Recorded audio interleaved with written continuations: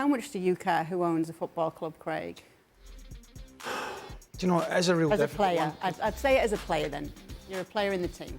Yeah, because from where I'm sitting now, I read things about sports washing and state-owned things, and I'll be quite frank with you, it's not my bag. I really don't understand how the logistics of a lot of these things happen, and you know, it is super complex. But from a player's perspective, it's about getting paid, it's about playing well, it's about improving your team. I don't think from a player perspective there's any real interest in about who's buying it. It's just, is this going to improve things for us? You know, when somebody signs you, you ask them questions about the club. You don't ask them who the owner is, do you? I mean, as long as the cheque's getting put in the bank, as long as your team's doing well, as long as you like your manager, those are all the things you think about. You don't think about who the owner is. Listen, it's great. You know, my day at Liverpool, it was the Moors were the owners, and everybody knew them, and it was great, and it was a great situation. But the fact is, it makes no difference to the players. The only time they'll be bothered is if the cheque doesn't come through when it's supposed to. If it is to go through then, Mark, one of these bids, how will the Glazers be remembered at Manchester United?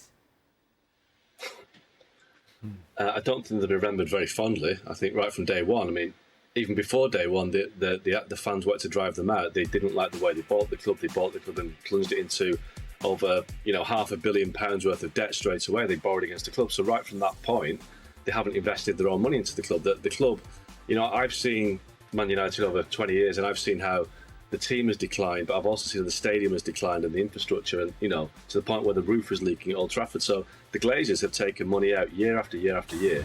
They haven't put any money in, and you can see it now. I mean, obviously the team is coming back, he's bouncing, but the stadium isn't. The stadium does need, you know, rebuilding, regenerating. So I think the fans will look back in the Glazer era as an era when the club fell behind their rivals and allowed the likes of Man City to grow. You know, I think the Glazers had Sir Alex Ferguson for the first 4, 5, 6 years, and that kept them competitive. But once Sir Alex Ferguson left, they really went into a nosedive. And you know, there've probably been 2 lost decades under the Glazers, even though they won the Champions League in that point. I think from the point they saw Cristiano Ronaldo in 2009 to Real Madrid, that was the point when it went on a slippery slope. And I think they are still trying to get out of it now. But you know, if they are sold to a Qatari ownership with the wealth they have, I think it's a scary prospect. I think it's bad for football that the biggest club, arguably the biggest club in the world, becomes the richest club in the world. And I just think it's a bad sign for the likes of Liverpool, for the likes of Tottenham, Arsenal, who, you know, aren't owned by these wealthy funds, the likes of Bayern Munich, Barca, Real Madrid, that